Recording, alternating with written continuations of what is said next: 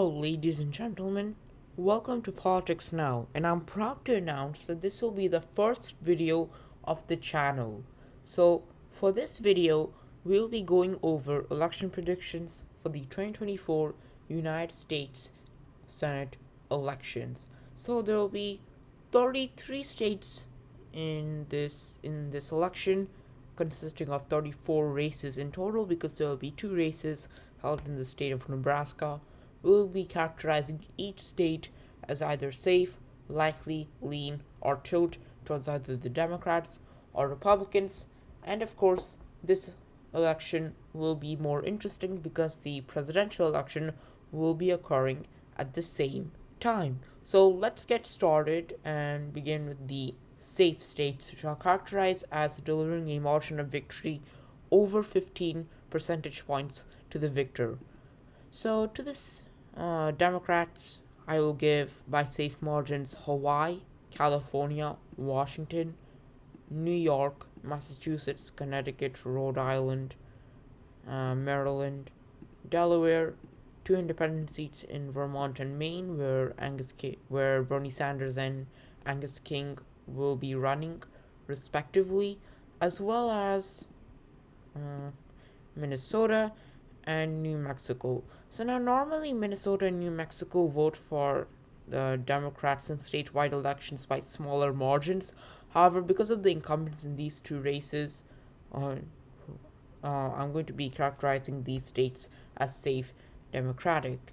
As you see in 2018, in Minnesota, Amy Klobuchar, who will be on the ballot in 2024, won the state of Minnesota by 24.1 percentage points, and in New Mexico, Martin Heinrich won by 23.6 percentage points. So, because these two candidates have exceptionally high levels of popularity, as can be indicated from how well they performed in these elections, I'll be characterizing these states as safe Democratic. So now I'll go over the safe Republican states, and to the Republicans I'll give by safe margins Utah, hold on, that should be safe.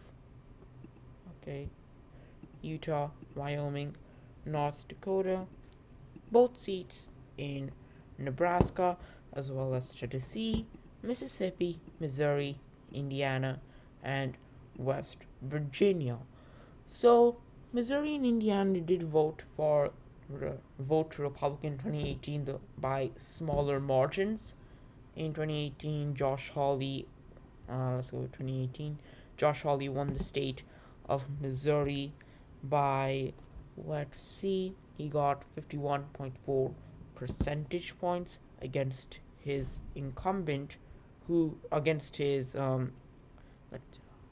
challenger, who was also the incumbent in Missouri, who received 45.6 percentage points. He won by 5.8 percentage points, Josh Hawley. And in the state of Indiana, Mike Braun received 51 percentage points against his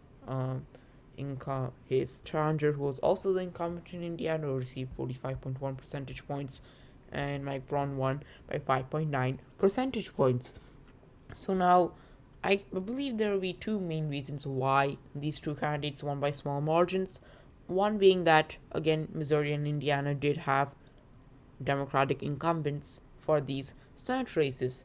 The other thing is that 2018 did have an environment which favored the Democrats more, because of all the controversy with Trump's policies, particularly his immigration policies. That really, I think, that helped to sway some independents more towards the Democrats in 2018. However, I think that's less of a reason compared to the former. These two states did have Democratic incumbents, but now in 2024 that's going to be changing, because now these states have Republican incumbents, the people who won here, and 2024 will not have the same environment as 2018 as well. In fact, it may be a reversal, because a lot of people a lot of independents, especially like right leaning independents in states like Midwestern states, which include Missouri and Indiana, are not that pleased with Biden's performance, with all of the spending he's done through things such as the Inflation Reduction Act and his climate acts, and all of the inflation that's caused, which I think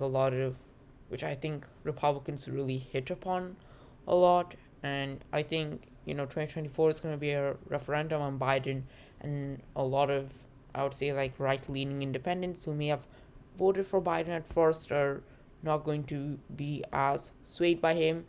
In fact, I think Trump is probably going to be on the ballot in 2024 because he has aimed to win the Republican nomination, and Trump does have a decent relationship with a lot of working class populations in these Midwestern states, and he could theoretically help sway a lot more of these independent working class populations more to the right. So, all these reasons would be why I would characterize Missouri and Indiana as safe margins, and why the Midwestern will be voting more right, more to the right than in 2018, referencing more specifically towards what I said about Biden and the 2024 election. Uh, I also want to go over West Virginia as well. So now, West Virginia did in fact vote towards the Democratic Party, voting for Joe Manchin by 0.3 percentage points in 2018. However, I don't think there's going to be much of a pathway for Joe Manchin to win the election in 2024. Really, for two main reasons. One, yes, of course, is the partisanship. I mean, West Virginia has been voting significantly Republican over the years. In 2016, it voted for Donald Trump over Hillary Clinton by about, let's see, 41.7 percentage points in 2020. Let's look at the presidential race, and let's go to Kentucky. Nope. Trump won against Biden in the state by, let's see, about, I would say, 38.9 percentage points. It is smaller than 2016, but it's quite a heavy margin. So, with all the polarization and everything I've been talking about Biden, and how a lot of people, particularly like people like such as independents, especially like right-leaning independents, are more disapproving of Biden, and how Trump can, help to sway more working class populations in Midwestern states more to the right.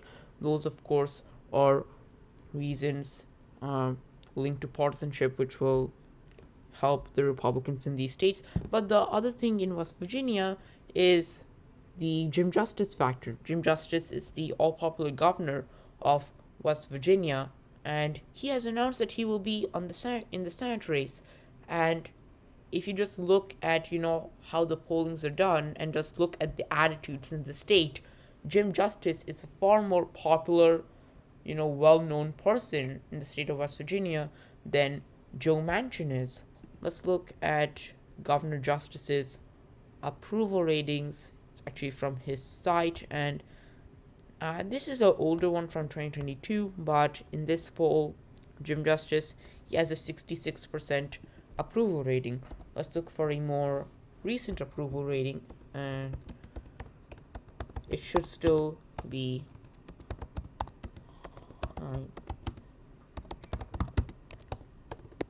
D23. So let's look. This is one from April of 2023, and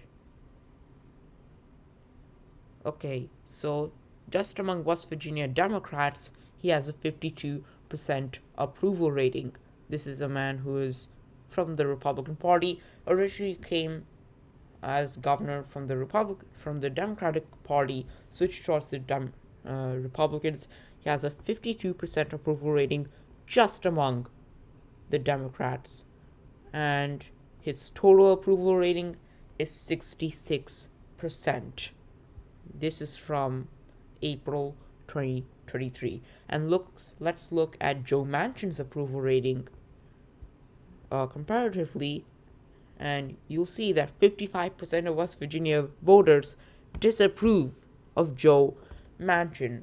So if you're going to be comparing Jim Justice, who is probably most probably going to win the primary in West Virginia, going to go head to head with Joe Manchin, if you're going to compare their popularities and ask who's wins, it's a pretty easy question. Let's look at a lot of the polls we have from West Virginia in the Senate race. Mm-hmm. And 2024, in the polls in which Justice is against Manchin, he wins by pretty large margins. In this one poll by East Carolina University, Jim Justice wins against Manchin in a hypothetical matchup by 22 percentage points. In another one, it's smaller by just about 14 percentage points. So Jim Justice, his popularity is going to, help him win the state by significant margins, along with, the partisanship and the presidential race. That will, of course, help Jim Justice. But, comparing the popularities of Justice and Manchin show us who will be the clear winner in this state, and Justice blows Manchin out of the water. So that's why I believe West Virginia will be a safe Republican state in 2024. No doubt about that. I mean, of course, things can change. There's still like about 1.5 years left. However, as of now, this is going to be my prediction for the state. So now we're going to go over to the likely states, which I'll characterize as delivering a margin of victory between 5 and 15 percentage points. And we'll start with the likely Democratic states. And the first likely Democratic state I want to give is New Jersey. So in New Jersey in 2018 voted for Bob Menendez by, let's see, about, we should say, 11.2 percentage points. So that is a likely margin, and I don't think it's going to change that much in 2024. I mean, yes, New Jersey is a reliably Democratic state. However, I don't see enough energy or enough, captivation the Democrats are pulling in the state enough for, a guy like Menendez to win by a safe margin. I mean, New Jersey, like Minnesota and New Mexico, votes for Democrats in statewide elections by smaller margins. But unlike Minnesota and New Mexico, an incumbent like Menendez is not able to poll as high as the other two incumbents in those other two states, respectively. If we look at Menendez's approval ratings in state, that's approval.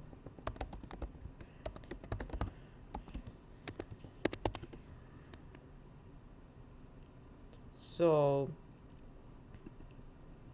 Menendez, his approval rating, it's not really that impressive. It's at about 38 percentage points. This is from January 2023. That's quite mediocre for a, reliably Democratic state. And, of course, there'll be the factor of Biden and, what I've been saying about a lot of these independents or right-leaning independents will come into fruition, though more so in the Midwestern states where Trump has a greater appeal. But just from these approval ratings, Menendez, he does not really have that level of popularity you could expect from someone like Amy Klobuchar in Minnesota or Martin Heinrich in New Mexico. I don't think Biden could sway people as much. Or let's look at his approval ratings in the state as well. So Biden approval ratings in New Jersey.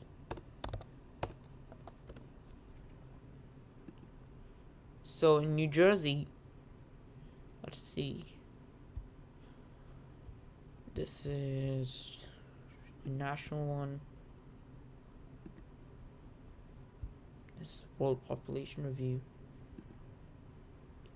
It's not as high in New Jersey for even Biden, as it is in other reliably blue states. So New Jersey, it just does not poll as well for Democrats than other reliably blue states. There's not as much energy you see being spurred from either the incumbent or even Biden. I don't think um, there's going to be enough magic the Democrats can pull to sway more people to the left, or significantly more people to the left, as required for Menendez to win by a safe margin. So that's why I'll be characterizing New Jersey as likely Democratic. Next likely state I want to give is Pennsylvania. Oh, something seems wrong with this website today. So now Pennsylvania is your typical, we should say, swing state. In 2016, it voted for Trump by 0.7 percentage points, and then switched to the Democrats in 2020, when it voted for Biden by 1.2 percentage points. So it is, a pretty divided swing state. However, I think Bob Casey, as an incumbent, he does have exceptionally higher approval than what you would say of other people, other, individuals competing in statewide elections. In Pennsylvania, he has a pretty decent relationship with a lot of the coalitions he needs, which includes the working class coalitions. And if he goes against a Trump endorsed Republican nominee in 2024, especially, I think that would help him even more.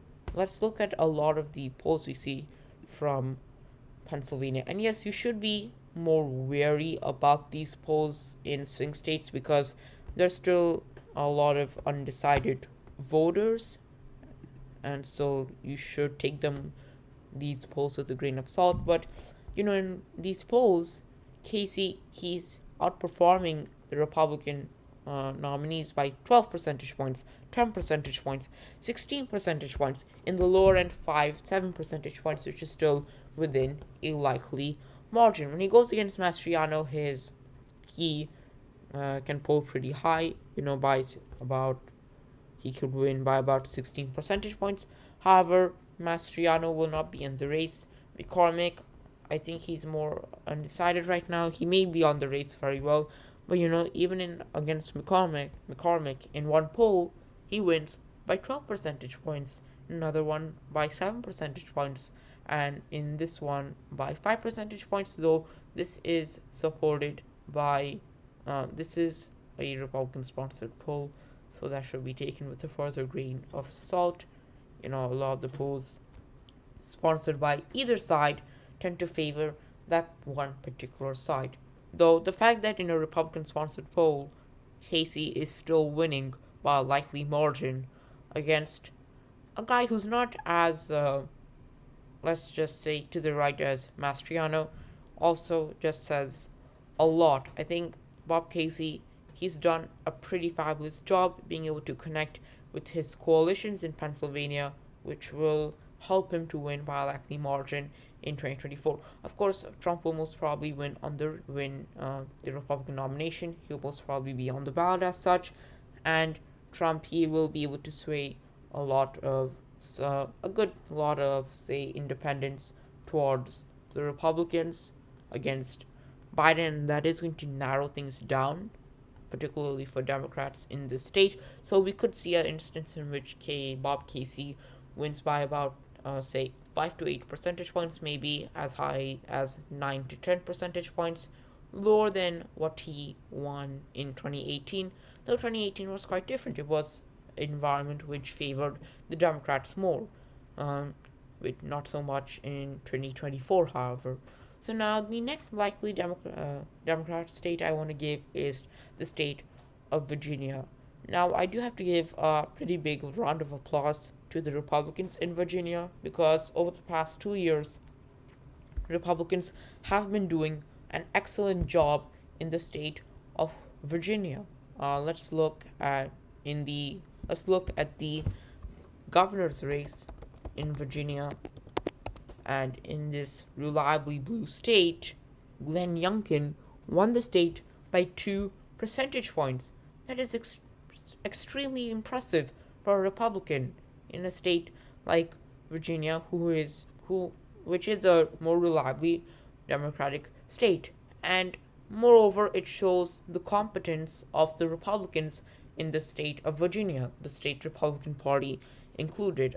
I believe in at least one of the houses of the state legislature as well, Republicans also won. So let's look at legislative election. So in the House of Delegates, Republicans they won, and in the Senate, I don't know if they won in that as well. Let's see. So there was no election in 2021 for the Senate, but in the election for the House of Delegates, the Republicans also won. So this shows that the state Republican Party has been making significant footholds throughout the state of Virginia.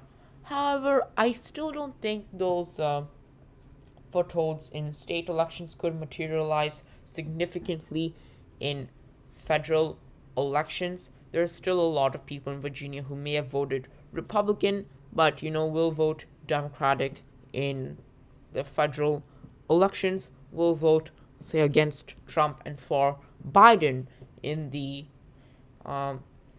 presidential election in 2018. Bob, the incumbent in Virginia, Tim Kaine, who was Hillary Clinton's running mate, won the state by 16 percentage points. That is a safe margin, and Virginia, it is more of a reliably blue state. I don't think the effect Republicans can have in the Midwestern states could come into fruition significantly in federal races in Virginia, though Republicans have been doing excellently here. But there's just not enough signs that Republicans can do significantly well in these national elections. Even in the 2022 House elections, the Republicans did not manage to get a majority of House seats from the state. So I definitely think that Tim Kaine, he's gonna win by a smaller margin, of course, because of the footholds Republicans have been making, and if there may be some independents, not as much in the Midwestern states, but if there are some independents who may be more swayed towards the right, who may have voted for Glenn Youngkin and are just more swayed with the Republicans now, maybe that will come up.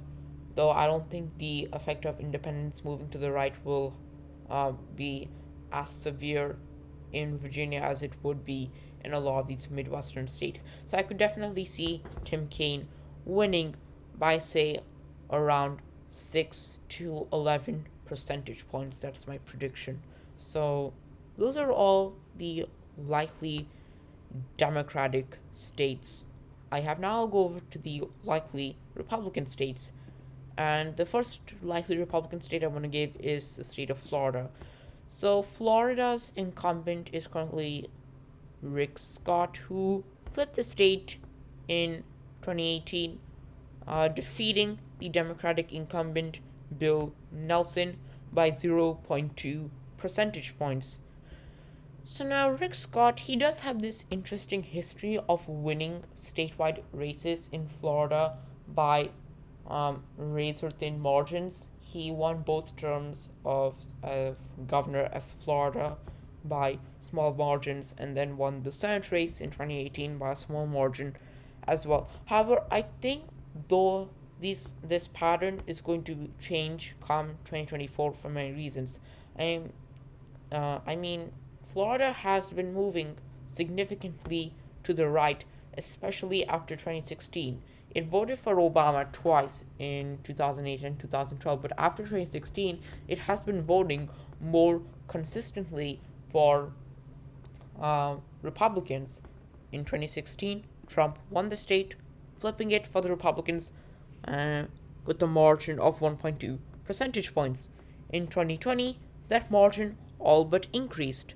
Trump won by, let's see, against Joe Biden by, uh, let's calculate this for a second. So he won by 3.3 percentage points. So the margin itself increased. And the popularity we've been seeing with a lot of these, you know, uh, Republican policies, especially like, policies like the Don't Say Gay law, or like the parental rights bill in Florida, which many people have called Don't Say Gay bill, and the popularity of Ron DeSantis as well, showed itself quite flamboyantly in the 2022 elections in Florida. In 2022, let's see, let's go to the governor's races, and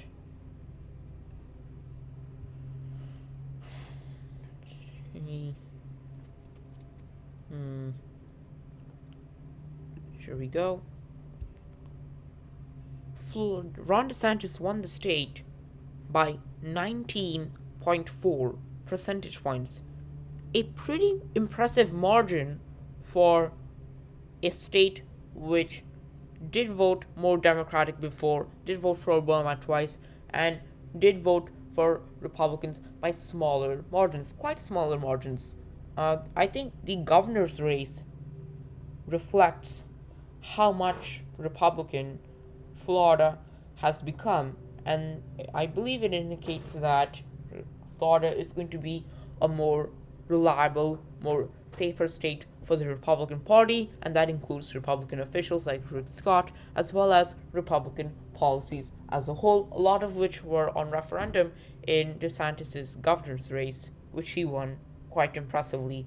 So, for this reason, I think Rick Scott's going to be winning by a much larger margin in 2024. He may win by about, I would say, 10 percentage points just to be conservative. I mean, in the parallel Senate race in 2022, Marco Rubio won by 16.4 percentage points. That's a safe margin. So now I could say that similarly for Rick Scott. However, I will be more conservative here. I'll take to account the fact that Rick Scott is not as known. Well, he is known. It's just that he doesn't have the same level of popularity as other figures like Ron DeSantis and even Marco Rubio, who managed to win by safe margins. But I'll be conservative here. I'll be in fact generous towards the Democrats, and if they're able to give a good game, I think Rick Scott could still win by 10 percentage points if he is able to succumb to the level of popularity Ron DeSantis has in Florida.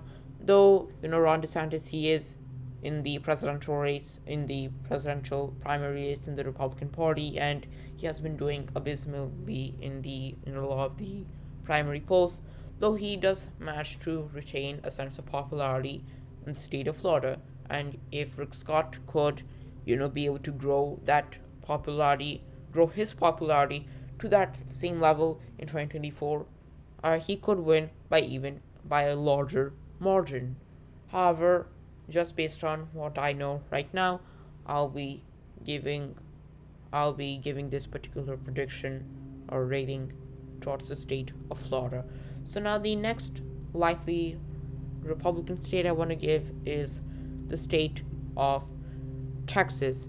So now, Texas's incumbent is Ted Cruz, of course, who won the state by 2.6 percentage points against Beto O'Rourke. So now I believe in 2024, he will be in a matchup against Colin Allred, who seems to be the frontrunner for the Democratic nomination in the Senate race in Texas. I believe he is a U.S. representative right now, Colin Allred. And Allred, he has been able to fundraise quite impressively. He's been representing the 32nd district since 2019. Though I don't think Allred is going to be able to have is I don't think he's going to do as well, perhaps even as Beto O'Rourke in 2018. Allred, he's just not as known in the state as Beto O'Rourke was, and because of partisanship, as I mentioned, with the Biden factor and the presidential election going around now, because a lot of people in a lot of right leaning independents and a lot of especially people in conservative states like Texas are not pleased with Biden, that's going to help sway things more towards the Republicans. And because Colin Allred, he's just not as known right now, I don't think he's going to have as good of a time even as Beto O'Rourke did, and that's despite the fact Beto O'Rourke lost. In 2018, Beto O'Rourke essentially, pulled out all of the Democratic votes he could get in the state of Texas. He still lost against Ted Cruz. So how a guy who's not as known, who's going to be disadvantaged by a lot of the partisanship going on, is going to go, is going to fare off in this Senate race can be estimated by a lot of these factors. So, given what I know right now, I think Ted Cruz could win the state of Texas by about 5 to 8 percentage points. That will be larger than in 2018, but for these reasons, I think Ted Cruz could manage such a margin. So those are all for the likely states I have. Now I'll be going over the lean states, which are characterized as delivering a margin of victory of between 1 and 5 percentage points to the victor. And I'll start with the Democratic lean states. And to the first Democratic lean state I want to give is Michigan. So in 2018, Debbie Stabenow won the state of Michigan in the Senate race by about, let's calculate this, about, let's see, 6.5 percentage points. So, Debbie Stabenow, she has, however, said that she will not be running in 2024. So this makes Michigan an open seat. And this will be one factor which helps the Republicans. They will be able to poke at a non-incumbent Democrat in this Senate race. The Democrats will no longer have the incumbency advantage. And I guess another advantage you could give towards the Republicans is, a lot of working class populations may be swayed more by Trump in a Midwestern state like Michigan. So those are two factors which will help the Republicans in this particular race. However, I still think the Democrats will be able to win this by a lean margin, let's say even conservatively 1 to 2 percentage points. And I say that based on the competence I've seen by both the Democrats and Republicans in the state of Michigan. The state Democratic Party in Michigan has done an exceptionally good job getting out votes and maximizing their electoral performance. And you saw this in 2022, in which let's go to Michigan, actually. So, in which the incumbent governor, Gretchen Whitmer, won by, let's see, she won against Tudor Dixon by 10.6 percentage points, which is a likely margin. But not only did the incumbent Democratic governor perform this well, the Democrats flipped both houses of the Michigan state legislature away from the Republicans and to their own party. They got control of the state Senate as well as the state house, which were both under Republican control. before 2023. So this all says a lot about the Democrats' ability to field out candidates and maximize their electoral performance in the state of Michigan.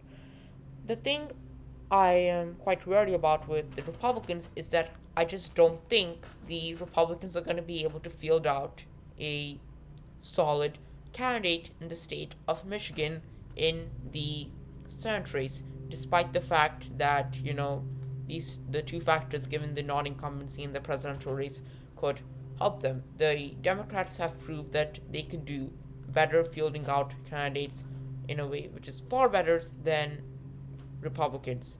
I mean, in the governor's race, Tudor Dixon, she won by a pretty abysmal margin for in a for a state that voted Republican 6 years ago, in a state uh, both which has the state legislature even under Republican control. If the Republicans bring a Tudor Dixon like candidate again in 2024 in the Senate race, I think the Democrats will be able to bring a more solid candidate, and for that reason, be able to win by, say, about 1 to 4 percentage points.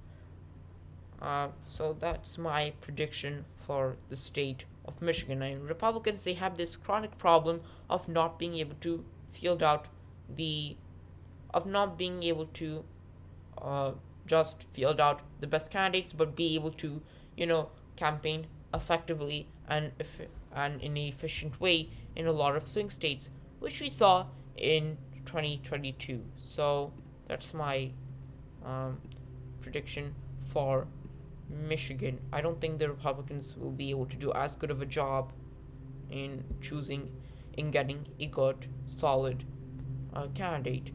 So the next lean Democratic state I want to give is Wisconsin. So in 2018, Wisconsin voted for Tammy Baldwin in the Senate race by about, let's see, 10.8 percentage points. So that is a likely margin. However, I think that margin will be lowered down for Tammy Baldwin in 2024. Given the fact that the environment is not going to be the same as in 2018, it's going to be far more different. It's going to be more so favoring the Republicans, particularly in a Midwestern state like Wisconsin. I mean, of all the three blue wall Midwestern states, Wisconsin, Michigan, and Pennsylvania, the Republicans perform the best in Wisconsin. They have near supermajorities in the Wisconsin state legislature. The state, I believe, voted for Trump by a, uh, yeah, so it voted for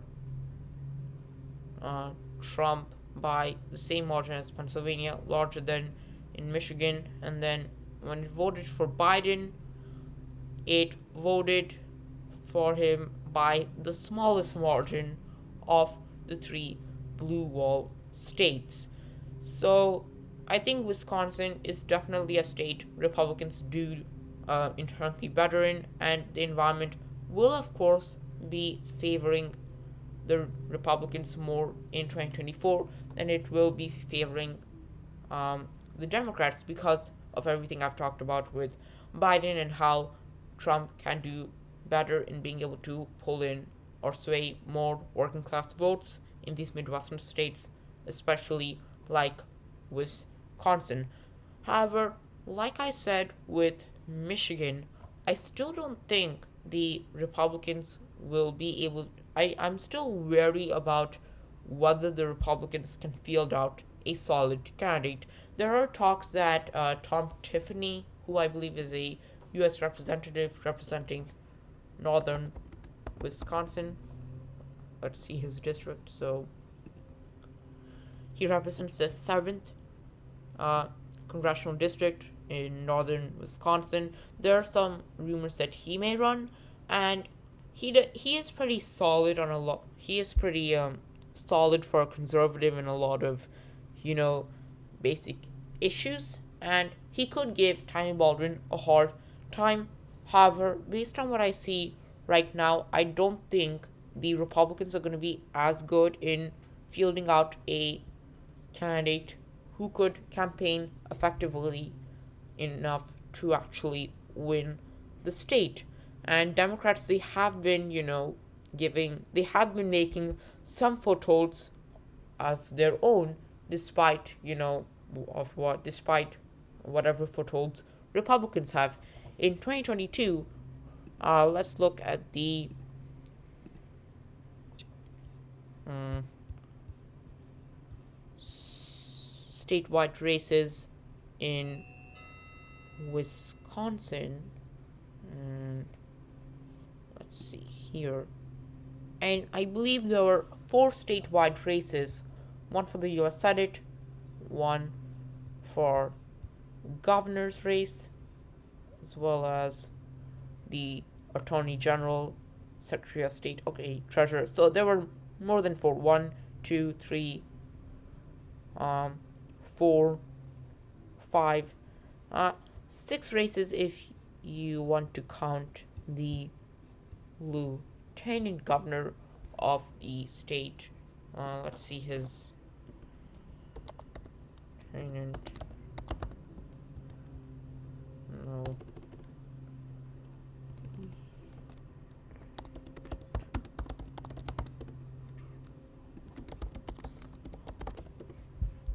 Okay, so the lieutenant governor is Sarah Rodriguez, Democratic Party, who won in 2022 as well. So in these 6 statewide races, the Republicans only won in two races. The treasurer's race, and the treasurer is not really as just well known than the other positions, as well as the U.S. Senate race, which Ron Johnson won by a razor thin margin. And Ron Johnson, he is the incumbent, which helped him to get that margin. So just in 2 races, Republicans won. In one race, for a position which is not really as well known, and another race in which an incumbent failed just by a razor thin margin.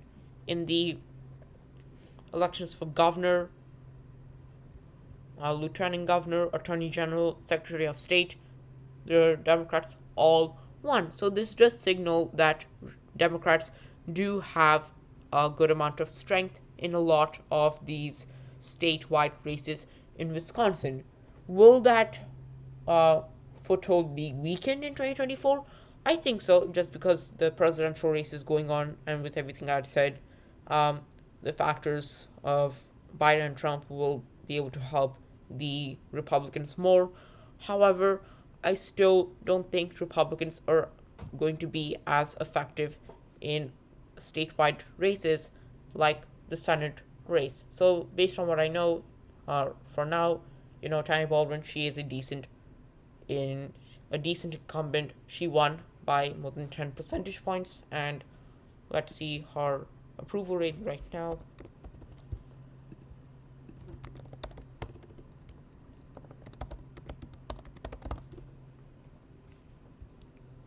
So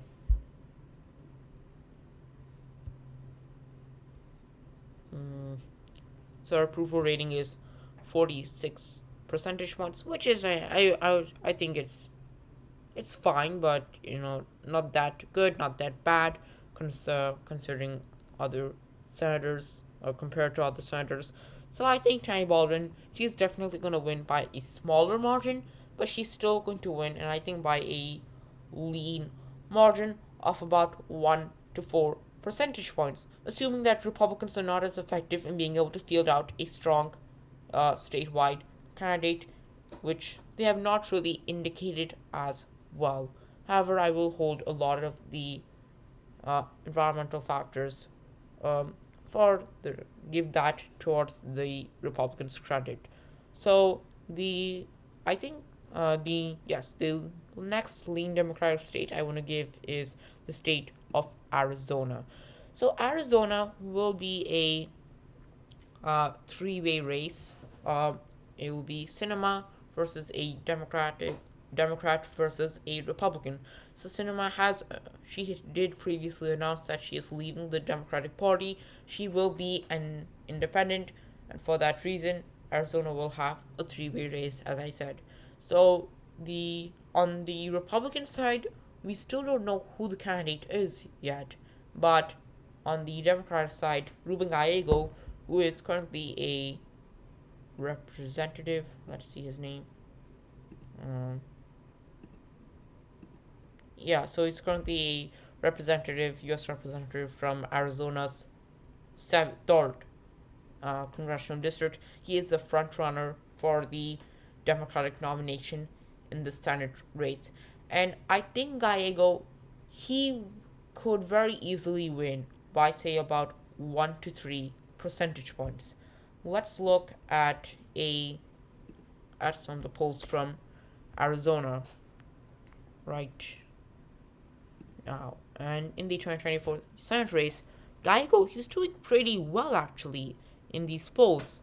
In one poll against Doug Ducey, the former governor of Arizona, who's more, well liked among the state from by the state, Gallego beats him in a hypothetical margin by 4 percentage points. In another one by against Corrine Taylor Robinson, Gallego also wins by 4 percentage points. It's the ones against Trump endorsed Republicans Gallego does exceptionally well in. He beats Masters in a hypothetical matchup by 11 percentage points, and he beats Kari Lake by 10 percentage points. So now, you should take a lot of these polls with a grain of salt, of course, because Arizona is a swing state, like Pennsylvania, Michigan, and Wisconsin, and it's still 1.5 years until election day in November 2024, and there are a lot of undecided voters. However, I think these polls do give you a basic picture of how to look at the Senate race in Arizona.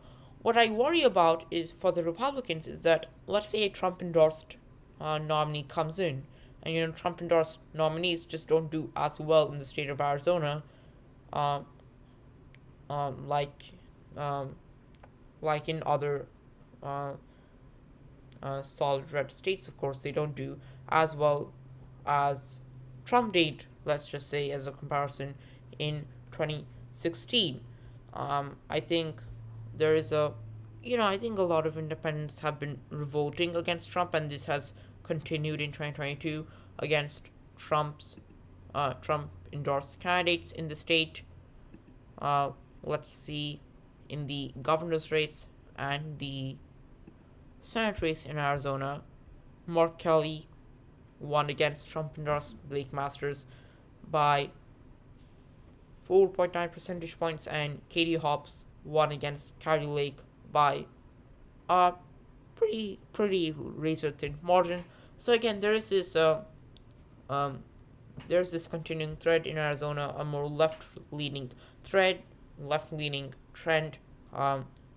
thanks to the help of a lot of independents. So I don't think a lot of Trump endorsed nominees are going to be able to do as well in the state as Republicans, such as Trump, were able to do in past election cycles, 2016 and before. What I fear for the Republicans is that some Trump endorsed candidates is going to come, and a lot of the traditional Republican voters, people who voted for John McCain, people who voted for Mitt Romney, those traditional Republican voters who may have voted for Donald Trump and stop voting for him after, they're probably going to move towards Kyrsten Sinema because they may not be comfortable with Ruben Gallego, but they're also not going to be comfortable with such Trump endorsed nominee. So they're going to move to towards Kyrsten Sinema, and as a result, the Republican nominee is just not going to be able to have as much votes he or she needs to win. And at the same time, meanwhile, Ruben Gallego, he's going to be able to tap in to a lot of that, populist Democratic bastion in the state, and he could very well, just get, let's say, a little more than a third of the vote just from that bastion and still be able to win. So now, again, assuming these polls do narrow significantly in as you go towards November 2024, I think Geigo, he could still win by, let's say, 1 to 3 percentage points. And that's assuming, let's say, there are some independents who are maybe who may not like Biden as much and maybe swayed more to the right, though that's more true for the Midwestern states. So, just in a conservative, just speaking more conservatively, Geigo, he could still win this by 1 to 3 percentage points, even if you discount a lot of these polls um, for the reason that, they are too early and there are a lot of undecided votes. And, if a Trump endorsed nominee comes, that could very well be the result. So that's going to be my prediction for Arizona.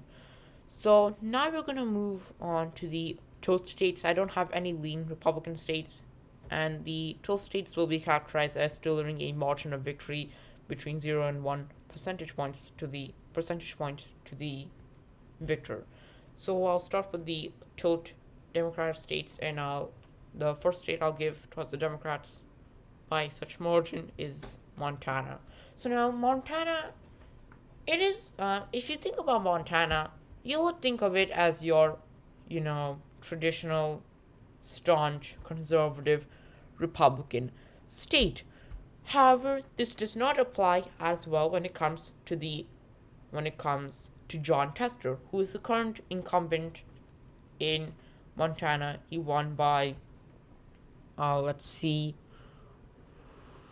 3.5 percentage points. So now, for some reason in Montana, a lot of people, in Montana, like Jon Tester. He may be a bit of a moderate. He may be more, uh,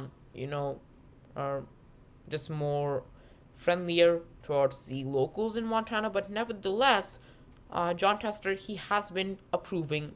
He does have pretty impressive approval ratings in what should be a reliable Republican state.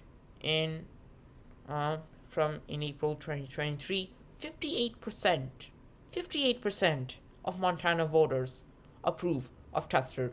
This is despite the fact Montana has voted heavily for the Republican Party in other statewide uh, races.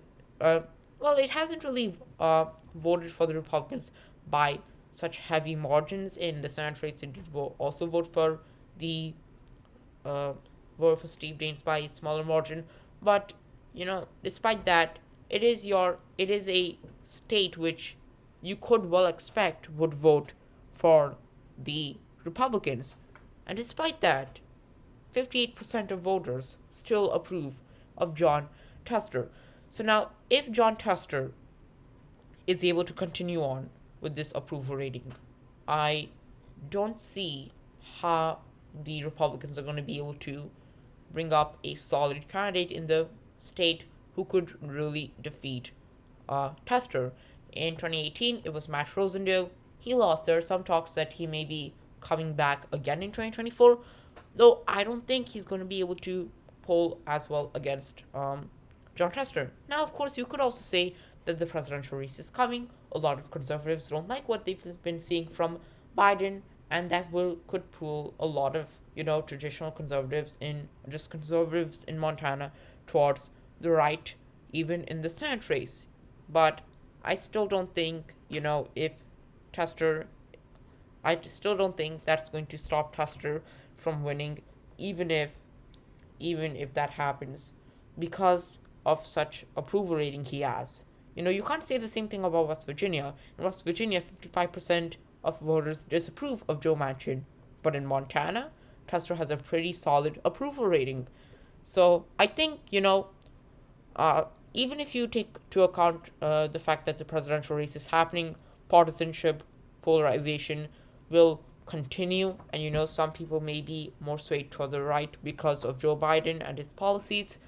Uh, Jon Tester could still very well win by around a tilt margin, and that's speaking quite conservatively, which I'll say which I'll do just because there's still a lot of time left. We still have to see what the Republicans do in Montana. Uh, Assuming that they're able to play more aggressively, assuming that, partisanship kicks in, um, if Jon Tester has such a strong approval rating, he could still win by at least a tilt margin. I won't make it a lean margin because, it's I don't think it's I I don't think Tester could have the same margin he got in a blue wave year in like 2018. Um, I don't think he could get that in 2024. And with the partisanship, I don't I'm not comfortable making Montana a lean democratic state, so I'll make it a tilt. Okay, so now we're going to be going over the tilt Republican states. And the first tilt Republican state which I'll give is Nevada. So now Nevada has been showing some interesting patterns um, um, after the 2022 election cycle. I mean, yes, during the late to early 2010s, late 2000s to early 2010s, it was seen as a stronger blue state. It voted for Obama twice. However, I think after the 2022 election cycle, it has been moving more to the right. And I think that not only do the footholds that Republicans have been making reflect in state races, but also in national races as well, unlike what I said about Virginia. Let's go to the 2022 gubernatorial race in Nevada, and you can see that Joe Lombardo defeated a Democratic incumbent governor, Steve Sisolak, in the state, defeating him by 1.5 percentage points in what would be seen as a reliably blue state. At least, say if you were like in sitting in 2021, you would think that Nevada is quite reliably blue. To think that a Republican can come over and defeat an incumbent Democratic governor probably would not have been on your mind. Let's say if you're sitting in 2021. But the fact that Joe Lombardo was able to do that, defeat him by 1.5 percentage points, bigger than a tilt margin, that's within a lean margin, that says a lot for how Republicans are beginning to do in the state, and it really reflects the rightward shift of Nevada. But this isn't just the only poll I could use to show you, the only example or instance I could use to show you how Nevada is going towards the right. In fact, this only reflects itself in state elections. In the national election, in the national scheme of things as well, Nevada is also going more to the right in a lot of federal national races. Let's look at some of the polls we have for, let's see here, for Nevada in the presidential race in 2024. So,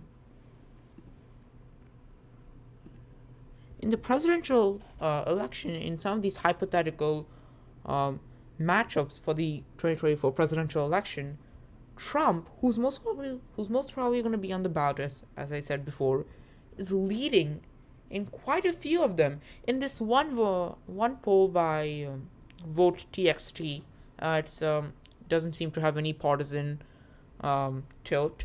Trump beats Biden by 7 percentage points. I don't know why they said +8. It should be +7.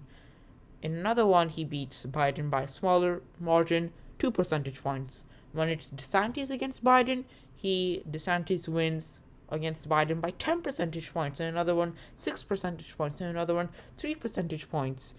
In most of the polls in which Biden is winning, in 2 of them out of 3, Biden only wins by 1 percentage point. There's only one in which he wins by, say, a likely margin, 8 percentage points against Trump, and that's the highest he has. That's a best poll he has of 3. And in these 1, 2, 3, 4, 5, 6 other polls, Republicans are winning. And of those 6 polls, 1, 2, 3, 3 in 3 of those 6 polls, Trump is the winner. So Trump, I think he has an excellent shot at winning Nevada. And unlike what I said for Wisconsin or even, say Montana, I think the Republican candidate in Nevada can do better to the credit of Trump. Let's go to the 2022 Senate race in Nevada. So Adam Laxalt lost against Catherine Cortez Masto by only 0.77 percentage points. 0.77 percentage points. Now, considering the polls you have seen with Trump's lead over the state of Nevada, and yes, you should take it with some grain of salt because it's a bit early. Nevada is turning into more of a swing state, so there are a lot of undecided votes which are quite important. But those polls are quite indicative of Trump's widening electability in the state. So if Trump is on the ballot and he wins Nevada, which he very well could through these polls, imagine how Adam Laxalt can do if he runs against Jackie Rosen, he wins the Republican primary, and Trump is on the ballot with him, and Trump probably wins the state of Nevada. Imagine how Adam Laxalt can actually do at that particular moment. He only loses by 0.77 percentage points when Trump is not on the ballot. When Trump is on the ballot and can very well win based on all the polls we are seeing, imagine how Adam Laxalt can do. I think Nevada is one state in which Trump can actually mold the GOP candidate, who's most probably endorsed by him and very well is Adam Laxalt, to actually win the election. If Trump is able to leverage and continuate a lot of the disapproval and frustrations independents, especially in the state, have for Biden's economic policies, for all the inflation it's led to, if Trump is able to continuate those frustrations, if he's able to leverage it as much as possible, and he leverages the election system by using all these voter harvesting methods and all these other, methods provided for in the election system, if he's able to leverage these two particular elements, not only can he win, but he can actually help to sway a lot of votes towards the Republicans in the Senate race and actually mold the Republican candidate, who may very well be Adam Laxalt, to actually win and defeat Jackie Rosen. So that's going to be my prediction for the state of Nevada. Tilt red.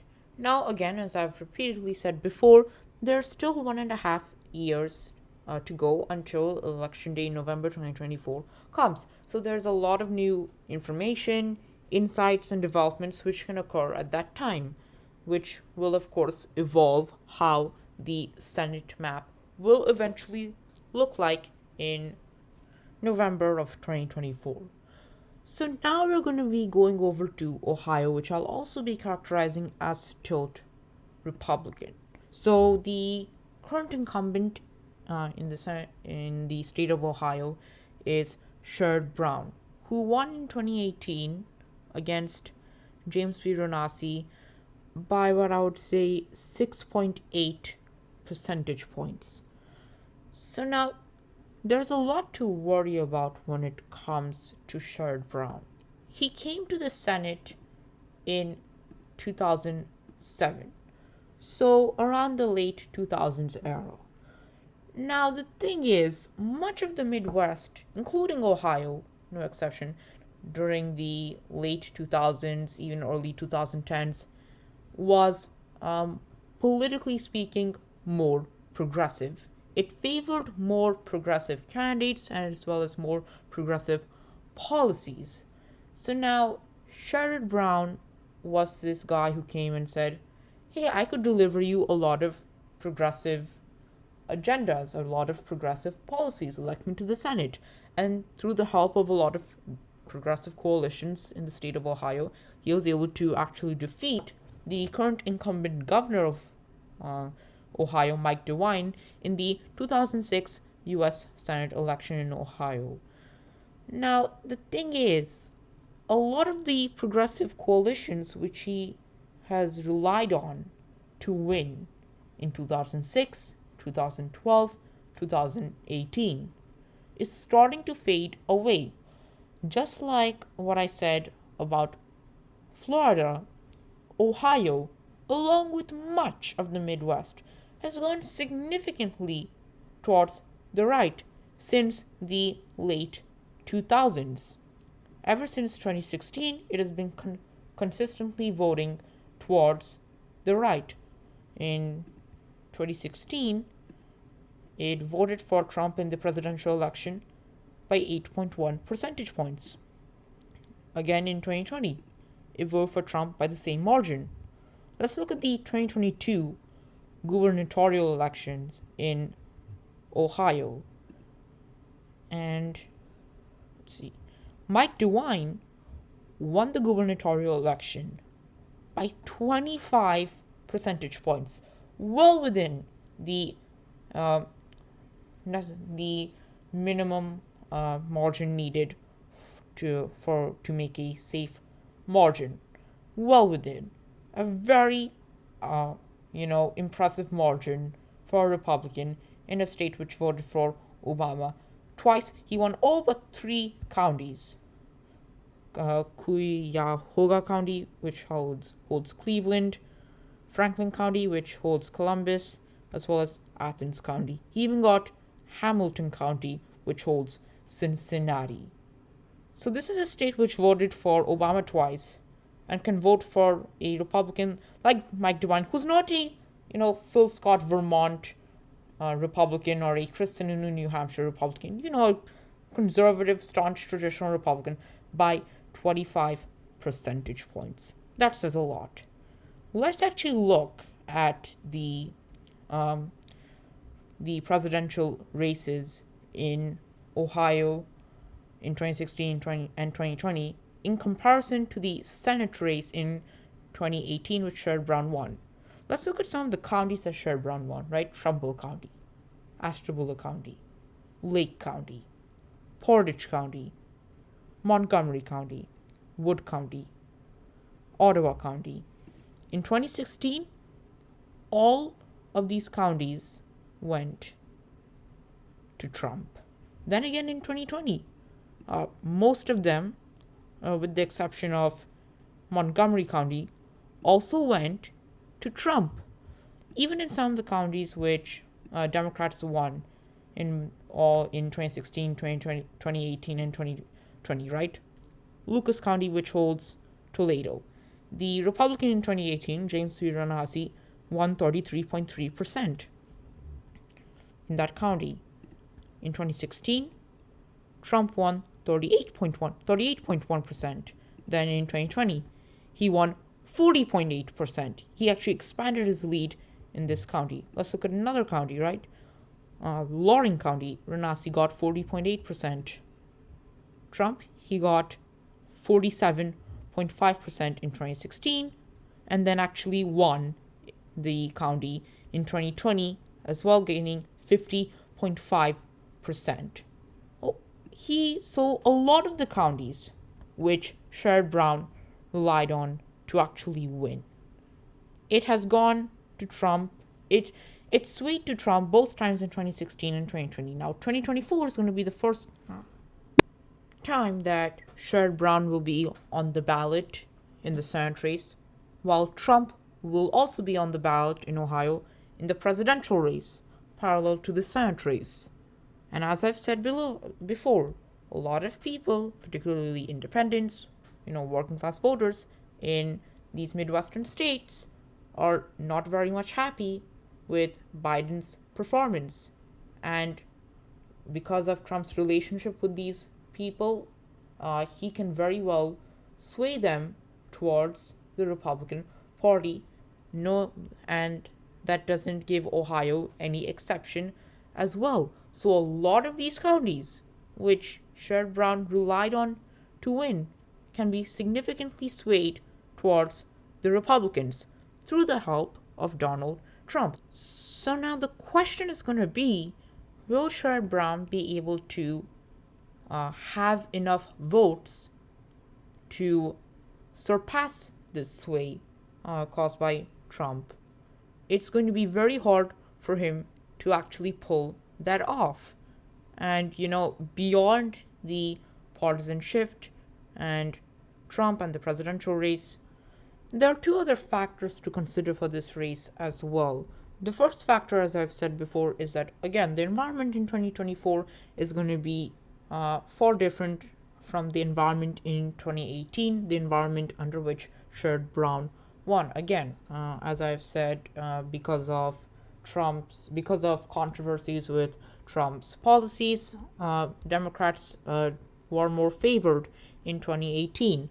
However, that won't be the case anymore in 2024. So that will, of course, curb Brown's chances of winning.